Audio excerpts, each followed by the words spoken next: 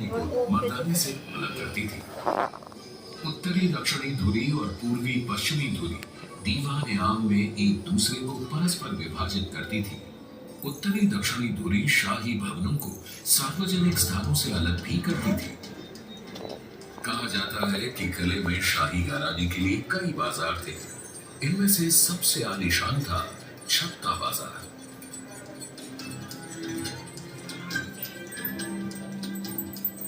छत्ता बाजार से बाहर निकलते ही आंगन के परे किले का शासकीय प्रवेश द्वार यानी कि नौबत खाना था।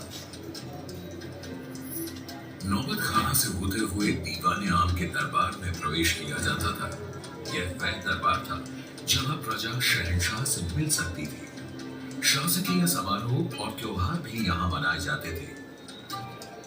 दीवाने आम से आगे किले के सभी हिस्सों में शाही परिवार के अलावा किसी का भी प्रवेश वर्जित था। बाग, प्रशासनिक भवन, निवास और मनोरंजन के कक्ष, इन सब में शाही घराने के ही लोग जा सकते थे। दीवाने आम के ठीक पीछे रंग महल था। यहाँ शहंशाह और शाही परिवार नृत्य और संगीत की महफिलों का आनंद लेते थे।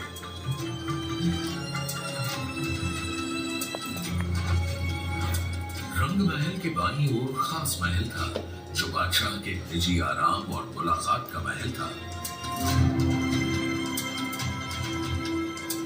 इसके आगे दीवाने खास था। यहाँ शहंशाह अपने मंत्रियों से दरबार के मामलों पर परामर्श किया करते थे।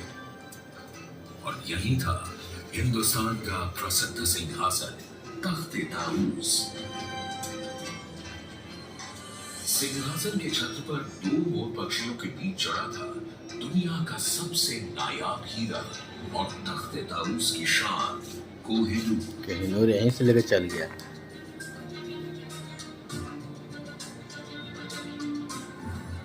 बादशाह के निवास के बगल में खूबसूरत हमाम था जो खास शाही परिवार के आदमियों के लिए था।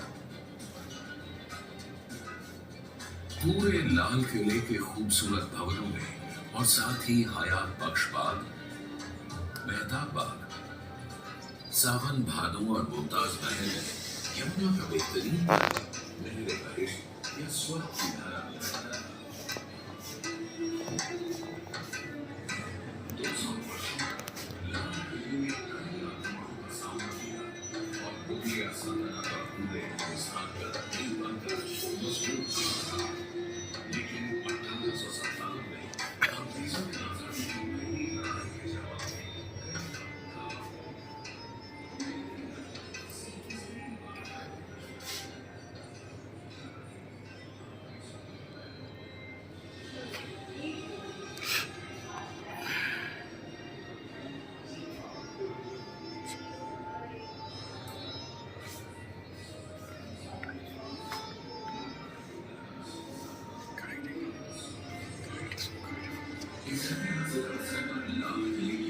से देश के प्रधानमंत्री ने पहली बार भारतीय तिरंगा फहराया।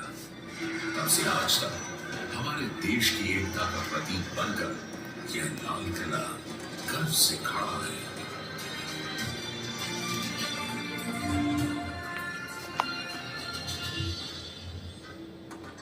थ्री दिखा रहा है, देख रहे हो? इसी का पैसा चार्ज किया है होगा। हाँ? इसी का चार्ज किया।